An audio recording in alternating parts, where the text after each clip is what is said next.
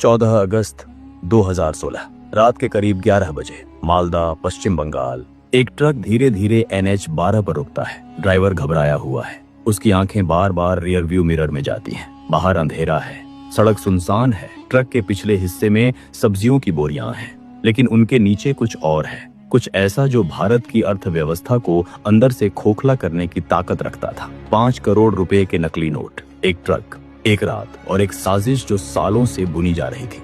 यह कोई एक घटना नहीं थी, यह एक बहुत बड़े जाल की एक छोटी सी कड़ी थी। एक ऐसा नेटवर्क जो पिछले कई सालों से चुपचाप भारत में जहर घोल रहा था, और उस जहर का नाम था नकली करेंसी। लेकिन इस जहर को समझने के लिए, इस साजिश की जड़ों तक पहुंचने के लिए हमें पीछे जाना होगा, बहुत पीछे। भारतीय खुफिया एजेंसियों के पास 2013 से एक रिपोर्ट थी। वो रिपोर्ट कह रही थी कि पाकिस्तान की खुफिया एजेंसी ISI ने एक नई परियोजना शुरू की है। यह कोई नई बात नहीं थी। ISI और भारत के बीच का टकराव दशकों पुराना है, लेकिन इस बार का तरीका अलग था। इस बार कोई बम नहीं था, कोई हथियार नहीं था। इस बार हथियार था एक नोट। मकसद साफ था, भारत में इतनी बड़ी मात्रा में नकली नोट भेजो कि महंगाई बढ़े, बाजार में भरोसा टूटे और सामान्य नागरिक परेशान हो। जब किसी देश की मुद्रा पर भरोसा उठ जाता है तो वो देश अंदर से कमजोर होने लगता है। किसी बम की जरूरत नहीं, किसी फौज की जरूरत नहीं, सिर्फ कागज, और सही कागज। यह आर्थिक आतंकवाद था, और यह उतना ही खतरनाक था जितना कोई भी दूसरा आतंकवाद। लेकिन यह काम सिर्फ छापना नहीं था, इसके लिए चाहिए था एक पूरा तंत्र। छापने की जगह खास कागज, सही स्याही, और सबसे जरूरी, भारत के अंदर एक नेटवर्क जो इन नोटों को बाजार में उतारे। और वो नेटवर्क था पूरी तरह से सक्रिय, पूरी तरह से संगठित।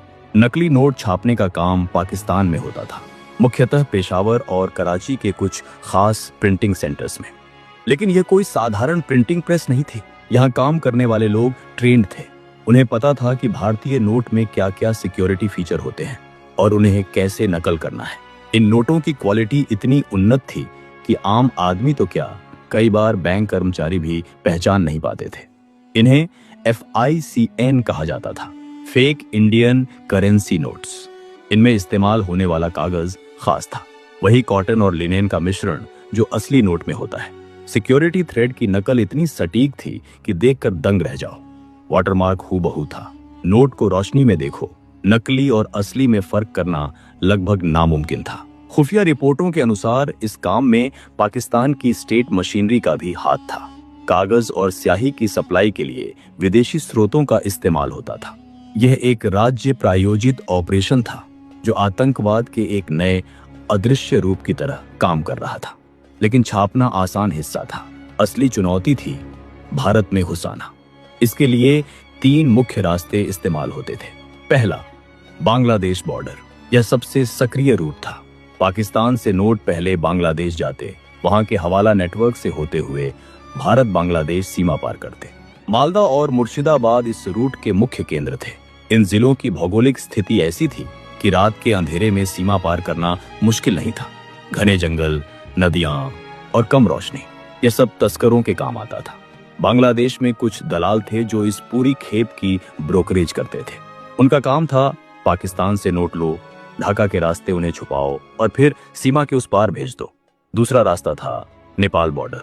भारत और नेपाल के बीच खुली सीमा है, कोई वीजा नहीं, कम निगरानी और दशकों को पुराना एक स्थापित तस्करी नेटवर्क। यह रूट उत्तर प्रदेश और बिहार के रास्ते नोट पहुंचाता था। काठमांडू में कुछ हवाला ऑपरेटर थे जो इस काम में माहिर थे। वो नोटों को छोटे छोटे बंडलों में बांटते और अलग अलग लोगों के जरिए बॉर्डर पार कराते। तीसरा रास्ता था समुद्र के रास्ते। गुजरात और महाराष्ट्र के तटीय इलाकों से छोटी नावों के जरिए खेप आती थी। यह रूट कम इस्तेमाल होता था, लेकिन था, और खास मौकों पर जब बाकी रास्ते बंद होते थे, यही रास्ता काम आता था। हर रूट पर एक अलग गिरोह, हर गिरोह के पीछे एक बड़ा ऑपरेटर, और इन सब के ऊपर एक नाम जो खुफिया एजेंसियां सालों से ढूंढ रही थीं। उसे सिर्फ मास्टर कहा जाता था।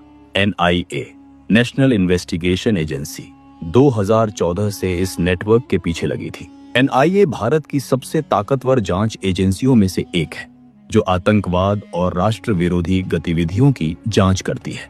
उनके पास टुकड़े टुकड़े जानकारी थी, एक यहाँ से एक वहां से, लेकिन पूरी तस्वीर नहीं बन रही थी। यह नेटवर्क बेहद चालाकी से बनाया गया था। इसे सेल बेस्ड स्ट्रक्चर कहते हैं। हर बार जब कोई छोटा तस्कर पकड़ा जाता तो वो ऊपर का नाम नहीं जानता था। उसे सिर्फ ये पता था कि नोट कहाँ से लेने हैं और कहाँ पहुंचाने हैं। हर कड़ी को सिर्फ अगली कड़ी का पता था, पूरी चेन का नहीं। यही इस नेटवर्क की सबसे बड़ी ताकत थी और यही NIA के लिए सबसे बड़ी चुनौती। फिर 2015 में एक छोटी सी गलती हुई जो पूरे नेटवर्क को खोल देगी। बिहार के दरभंगा में एक छोटे दुकानदार ने एक नोट को लेकर संदेह जताया। नोट देखने में बिल्कुल सही लग रहा था, लेकिन जब उसने उसे मोड़ा तो उसकी टेक्सचर थोड़ी अलग लगी। उसने स्थानीय पुलिस को बताया। पुलिस ने जांच की, नोट नकली निकला, लेकिन इतना परफेक्ट था कि पुलिस भी हैरान रह गई। वो नोट NIA के पास पहुंचा और NIA ने उस नोट के सीरियल नंबर को ट्रैक करना शुरू किया। सीरियल नंबर एक पैटर्न दिखा रहा था। उसी पैटर्न के नोट पहले भी पकड़े गए थे, उत्तर प्रदेश में, पश्चिम बंगाल में, दिल्ली में। NIA के अनुसार ये सारे नोट एक ही बैच से थे, एक ही जगह छपे थे, एक ही सप्लाई चेन। ये पहली बड़ी सफलता थी। अब NIA ने दूसरी दिशा से काम शुरू किया। उन्होंने उन लोगों पर नजर रखनी शुरू की जो पहले पकड़े गए थे, छोटे तस्कर, हवाला ऑपरेटर और वो दुकानदार जो जानते अनजाने इन नोटों को चला रहे थे। उनके फोन सुने गए, उनकी यात्राएं ट्रैक हुई, उनके बैंक खाते खंगाले गए। यह काम धीरे धीरे बेहद सब्र के साथ हो रहा था। महीनों की निगरानी के बाद एक नाम सामने आया, रफीकुल इस्लाम, मालदा का रहने वाला, दिखने में छोटा कपड़ा व्यापारी, लेकिन उसके फोन कॉल्स, उसके बैंक ट्रांजैक्शन और उसके यात्रा के रिकॉर्ड एक और ही कहानी बता रहे थे। रफीकुल का काम था बांग्लादेश बॉर्डर से आई खेप को रिसीव करना और आगे डिस्ट्रीब्यूट करना। वो नोट नहीं छापता था, नेटवर्क नहीं चलाता था, वो सिर्फ एक कड़ी था, लेकिन एक जरूरी कड़ी। उसके ऊपर एक और था और उसके ऊपर एक और। NIA ने धैर्य रखा। उन्होंने रफीकुल को अभी नहीं छुआ, क्योंकि अगर रफीकुल पकड़ा जाता तो बाकी नेटवर्क सतर्क हो जाता। वो मछली को नहीं, पूरे जाल को खींचना चाहते थे। रफीकुल की निगरानी के जरिए NIA एक और नाम तक पहुंची और उस नाम के जरिए एक और। धीरे धीरे परत दर परत नेटवर्क का नक्शा बनने लगा। 2016 आया और इसी साल भारत सरकार ने एक ऐसा फैसला लिया जिसने इस पूरी साजिश की जड़ें हिला दी। 8 नवंबर 2016, नोटबंदी। रात 8 बजे प्रधानमंत्री ने पूरे देश को संबोधित किया और घोषणा की, 500 और 1000 के नोट आज रात से बंद। कल से वो सिर्फ कागज के टुकड़े हैं। पूरा देश हैरान था, लेकिन सबसे ज्यादा हैरान थे वो लोग जो इस देश के खिलाफ काम कर रहे थे। उस रात पाकिस्तान के उन प्रिंटिंग सेंटर्स में हड़कंप मच गया। वो करोड़ों रुपए के नकली नोट जो वहां तैयार पड़े थे, जो भारत भेजे जाने थे, जिनके लिए महीनों मेहनत हुई थी, एक रात में बेकार हो गए। वो कागज के ढेर बन गए और भारत के अंदर जो लोग नोट छुपाए बैठे थे वो घबरा गए। उन्हें पता था बैंक में जमा कराए तो पकड़े जाएंगे, फेंके तो नुकसान, जलाए तो सबूत। हर तरफ से रास्ता बंद था। घबराहट में लोगों ने गलतियां की। कुछ ने नकली नोट नदियों में फेंके, पाए गए। कुछ ने जलाए, उनके घरों के पास राख मिली जो जांच में आई। कुछ ने घबराहट में उन लोगों को फोन किए जिनसे उन्हें नोट मिले थे और वो कॉल रिकॉर्ड हो गए। कुछ ने नोट पड़ोसियों को देने की कोशिश की और पड़ोसियों ने पुलिस को बताया। नोटबंदी ने एक काम और किया, इसने NIA को वो सुराग दिए जो वो सालों से ढूंढ रहे थे। इन नई गलतियों, इन नए फोन कॉल्स, इन नई हरकतों ने नेटवर्क की कई नई कड़ियां उजागर कर दी। NIA के पास अब एक पूरा नक्शा था और उस नक्शे के बीच में था वो मास्टर। उसका असली नाम था अब्दुर रहमान, बांग्लादेश का नागरिक, लेकिन वो भारत में ही रहता था, एक फर्जी पहचान के साथ। दिल्ली के एक साधारण इलाके में किराए का फ्लैट, बाहर से एक मामूली इंपोर्ट एक्सपोर्ट का काम। सब कुछ सामान्य दिखता था। पड़ोसी उसे एक शांत, सीधे सादे आदमी के रूप में जानते थे। कोई शक नहीं, कोई सवाल नहीं। लेकिन अब्दुर रहमान इस पूरे नेटवर्क का भारत में सबसे बड़ा ऑपरेटर था। वो नोटों की खेप मंगवाता था, उन्हें अलग अलग शहरों में डिस्ट्रीब्यूट करता था, पैसे वापस हवाला के जरिए भेजता था और ISI के हैंडलर्स से सीधे संपर्क में था, एक एनकोडेड कम्युनिकेशन सिस्टम के जरिए। उसके पास 3 अलग अलग पहचान थी, 3 अलग नाम, 3 अलग पते, हर पहचान एक अलग काम के लिए। NIA को जब उसके बारे में पता चला तो उन्होंने तुरंत कोई कदम नहीं उठाया। पहले पूरी निगरानी, पूरा डॉक्यूमेंटेशन, हर मूव रिकॉर्ड। जब तक पूरा जाल तैयार न हो, एक भी जगह हाथ नहीं डालना। दिसंबर 2016, करीब 6 हफ्ते की गहन तैयारी के बाद NIA ने योजना बनाई। एक साथ, एक ही रात में, कई जगह। ऑपरेशन का नाम था ऑपरेशन क्लीन स्वीप। हर टीम को अलग ब्रीफिंग मिली। हर टीम को बताया गया कि उनका टारगेट कौन है, वो कहां मिलेगा और किस वक्त।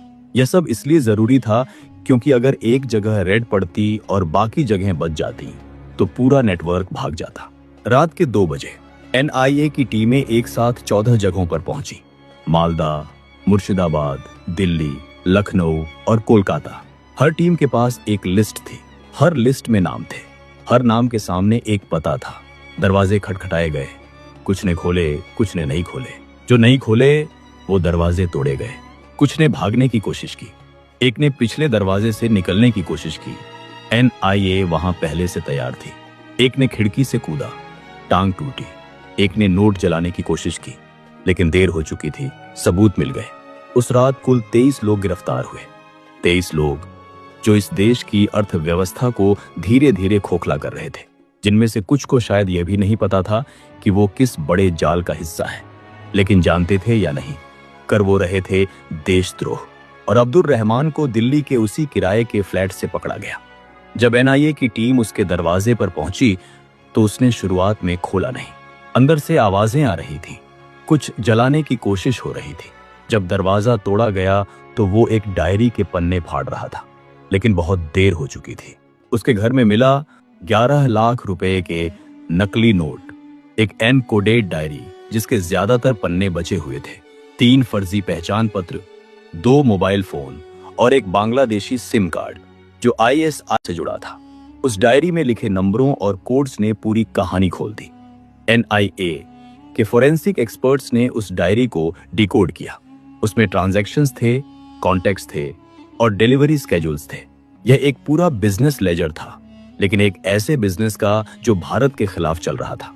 NIA के अनुसार उस नेटवर्क ने पिछले 5 सालों में भारत में करीब 70 करोड़ रुपए के नकली नोट सर्कुलेट किए थे। 70 करोड़। यह सिर्फ एक संख्या नहीं थी, यह हर उस दुकानदार की मेहनत थी जिसने नकली नोट लिया और असली माल दिया।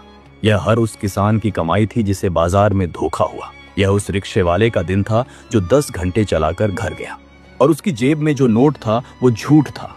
यह उस बुजुर्ग की पेंशन थी जिसने बैंक से पैसे निकाले और घर पर रखे, और जब जरूरत पड़ी तो पता चला कि वो कागज के टुकड़े थे। जांच में और परतें खुली। पूछताछ के दौरान गिरफ्तार लोगों ने बयान दिए। एक एक करके नेटवर्क की कड़ियां उजागर होती गई। यह पता चला कि इस नेटवर्क में सिर्फ तस्कर नहीं थे, कुछ सरकारी कर्मचारी भी थे जो आंखें मूंदे बैठे थे। कुछ बॉर्डर पर तैनात लोगों को नियमित रकम मिलती थी, बदले में वो खेप को आसानी से पार करा देते थे। कुछ बैंक कर्मचारी थे जो नकली नोट पहचान कर भी चुप रहते थे। यह एक पूरा इकोसिस्टम था जो भ्रष्टाचार और देशद्रोह की नींव पर खड़ा था। NIA की जांच आगे बढ़ती रही। अब्दुल रहमान पर NIA कोर्ट में मुकदमा चला। UAPA unlawful activities prevention act के तहत। यह वही कानून है जो देश के सबसे गंभीर अपराधियों पर लगाया जाता है। 2019 में लंबी सुनवाई के बाद अदालत ने उसे दोषी पाया। सजा आजीवन कारावास। बाकी 22 गिरफ्तार लोगों को भी अलग अलग सजाएं हुई, कुछ को 5 साल, कुछ को 10 साल। और जिन सरकारी कर्मचारियों का नाम आया उनके खिलाफ भी विभागीय कार्रवाई हुई। लेकिन क्या यह साजिश पूरी तरह खत्म हुई? नहीं। FICN नेटवर्क आज भी पूरी तरह निष्क्रिय नहीं है। अब्दुल रहमान जेल में है, लेकिन उसकी जगह दूसरे लोग आ गए हैं। नए रूट बने हैं, नई तकनीक इस्तेमाल हो रही है। 2000 के नए नोटों की नकल भी पकड़ी गई है। डिजिटल ट्रांजैक्शंस बढ़ने से इस नेटवर्क को नुकसान जरूर हुआ है, लेकिन नकद अर्थव्यवस्था जहां है वहां यह खतरा बना रहेगा। बॉर्डर पर हर साल FICN की बरामदगी होती है। PSF, CRPF और स्थानीय पुलिस मिलकर इस नेटवर्क को रोकने की कोशिश करती है। NIA हर नए मामले को ट्रैक करती है, लेकिन यह एक ऑनगोइंग बैटल है। यह एक ऐसी लड़ाई है जो न बंदूक से लड़ी जाती है न तोप से। यह लड़ाई लड़ी जाती है सतर्कता से, खुफिया जानकारी से और उस जांच अधिकारी की जिद से जो रात के 2 बजे किसी के दरवाजे पर दस्तक देता है और पूरा नेटवर्क ढहा देता है। इस ऑपरेशन ने एक बात साबित की कि भारत की खुफिया और जांच एजेंसियां अदृश्य दुश्मन को भी पहचानती हैं, चाहे वो दुश्मन किसी बम के साथ आए या एक नकली नोट के साथ। जो देश को अंदर से तोड़ना चाहते हैं, उनका हथियार बम नहीं, एक कागज का टुकड़ा है। और भारत की ताकत यह है कि वो उस कागज के टुकड़े